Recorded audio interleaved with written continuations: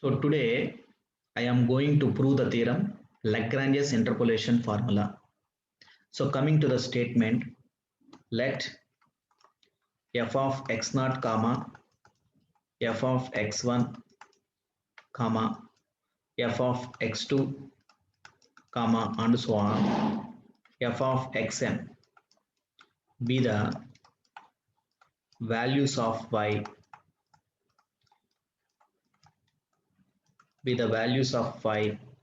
corresponding to the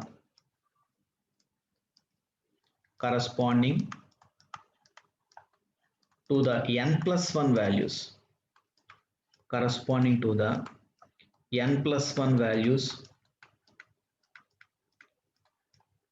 x naught comma x1 comma x2 and so on xn of x comma not necessarily equally spaced. It means the difference between x values need not be constant, like as in Newton's divided difference formula. So in Lagrange's interpolation formula also, the difference between x values need not be constant. So not necessarily equally spaced. So then we have to prove that f of x is equal to, so f of x is equal to x minus x1 into x minus x2 into and so on up to x minus xn by x naught minus x1 into x naught minus x2 into and so on x naught minus xn into f of x naught. So this is the first term in Lagrange's interpolation formula. So if we observe the factors in the numerator, so while writing the factors in the numerator, we have to leave the factor x minus x naught in first term. Okay. So from x minus x1 to up to we have to write up x minus xn. Okay. So whatever the factors we have written in the numerator, by seeing those factors, so we have to write the factors in the denominator by replacing x is equal to x naught, so that we get x naught minus x1, x naught minus x2 and so on x naught minus xn. Of course into we have to write f of x naught. This is the first term in Lagrange's interpolation formula. So coming to the second term, so plus, so we have to write x minus x naught, and immediately after writing x minus x naught we have to write x minus x2 and so on up to x minus xn by, so in the denominator we have to write x1 minus x naught, x1 minus x2 and so on up to x1 minus xn into f of x1. So in the second term we have to leave the factor x minus x1. Okay, and we have to write remaining all the factors from x0 to xn. We have to leave only the factor x minus x1.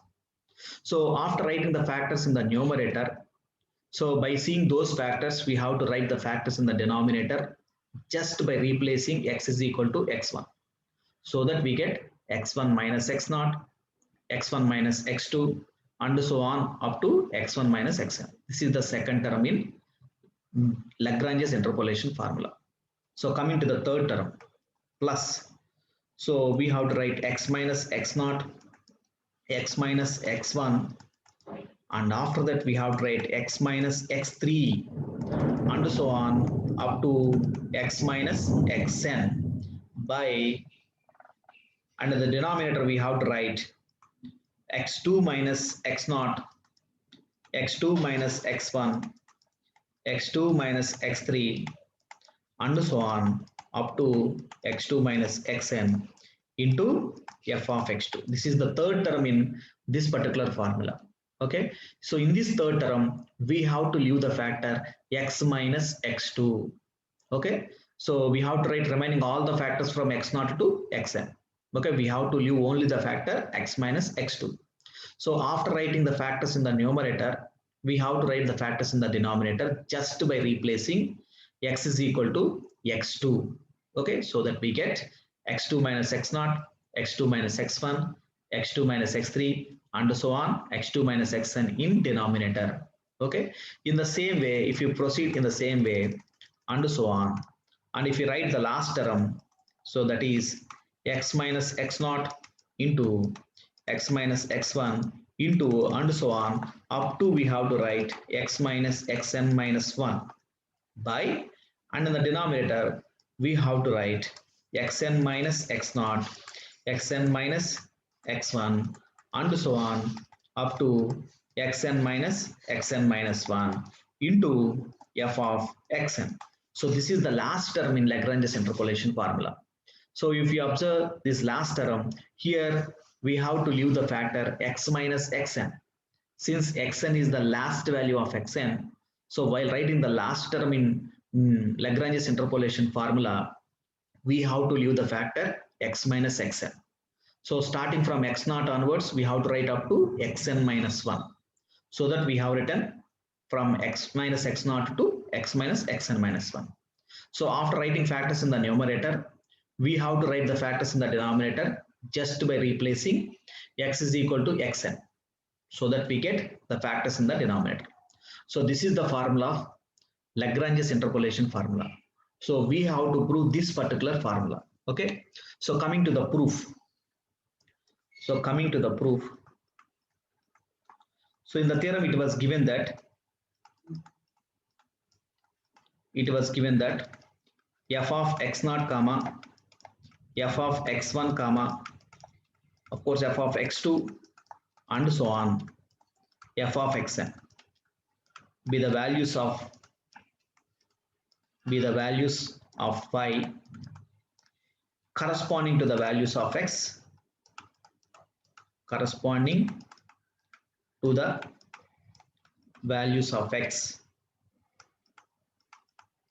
to the values x0 comma x1 comma x2 comma and so on, xn of x respectively, comma, not necessarily equally spaced. So once again, not necessarily equally spaced means the difference between x values need not be constant. Okay, not necessarily equally spaced. This is what we have given in the statement, equally spaced. So to prove this theorem, I am assuming that f of x is an nth degree polynomial. At f of x, I am considering an nth degree polynomial. So by considering that polynomial, I am going to prove the Lagrange's interpolation formula. So that I am assuming, so let us assume that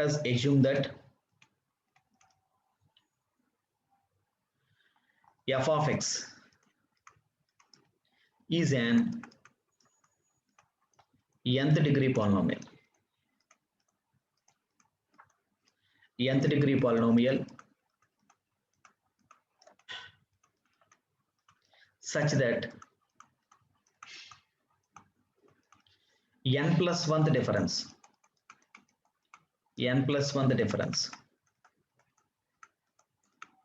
is 0.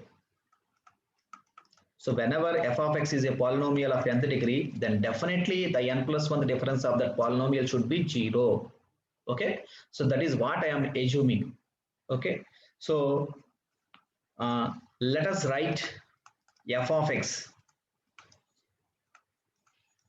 Let f of x can be written as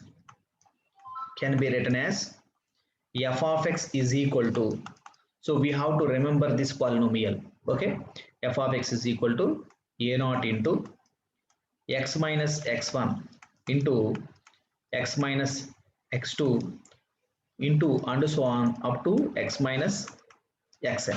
This is the first term, plus a1 into x minus x0 into x minus x2 into and so on up to x minus xn. So this is the second term, plus a2 into x minus x0 into x minus x1 into x minus x3 and so on up to x minus xn plus and so on up to last term an into x minus x naught into x minus x1 into and so on up to x minus xn minus 5.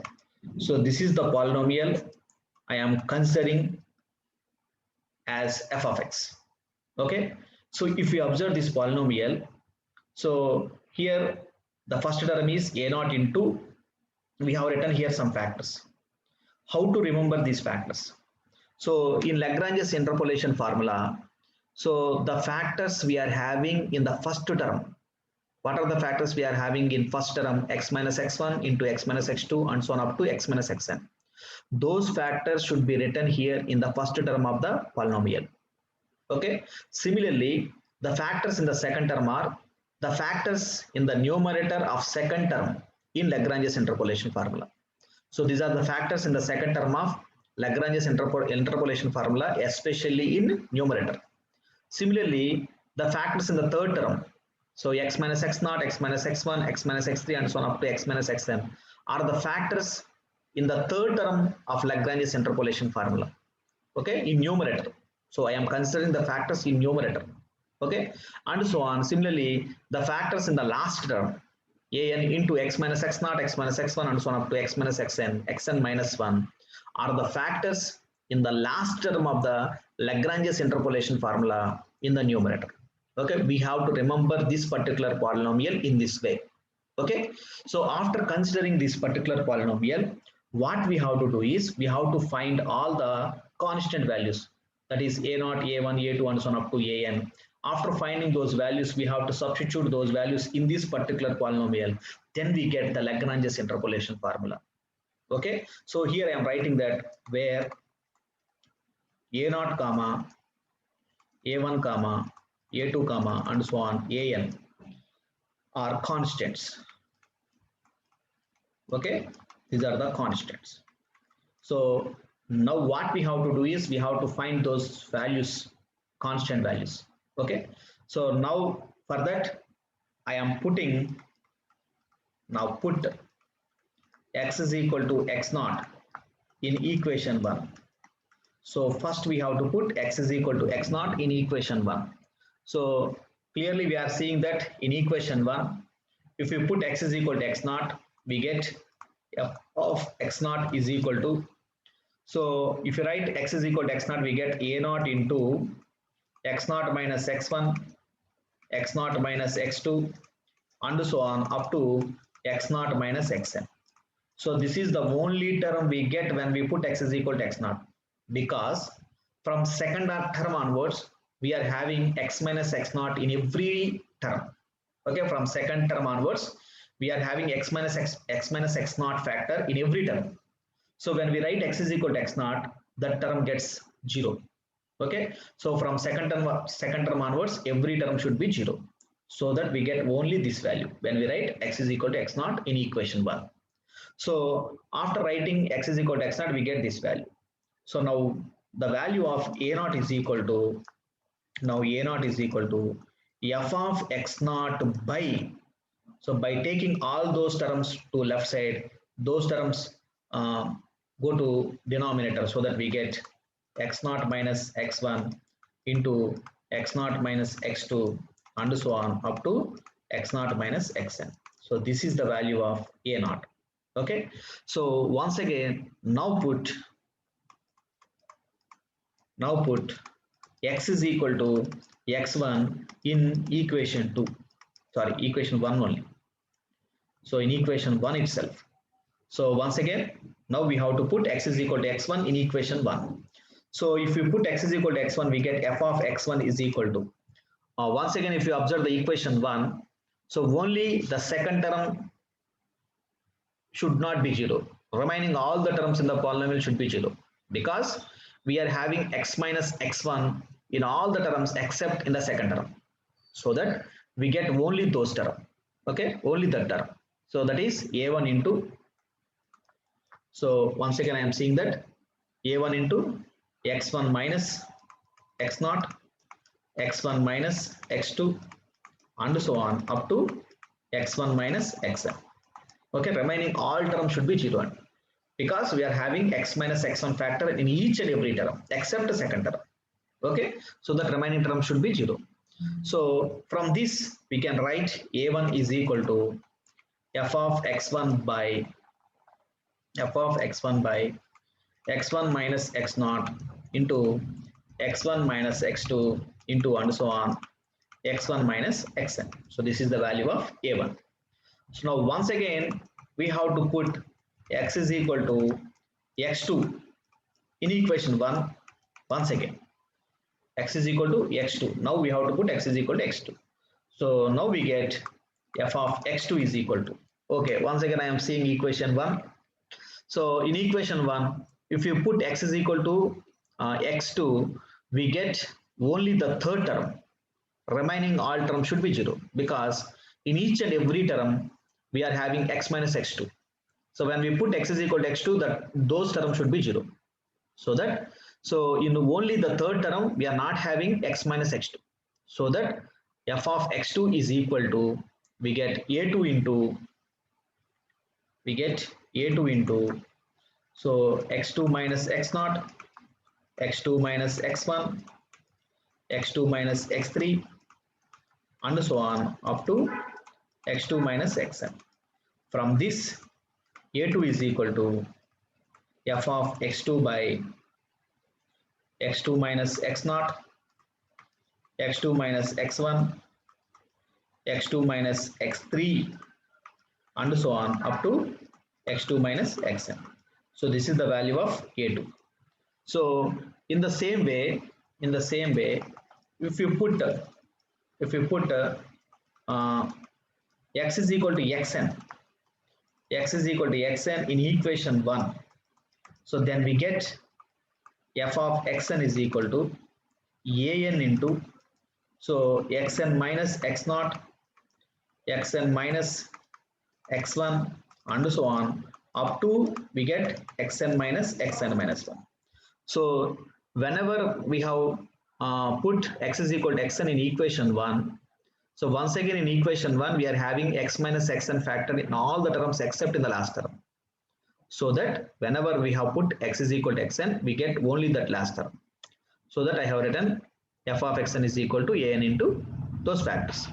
So from this we can write an is equal to f of xn by xn minus x0, xn minus x1, and so on up to xn minus xn minus 1.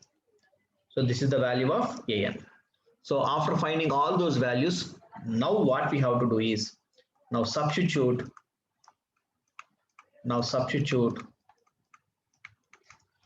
all the values of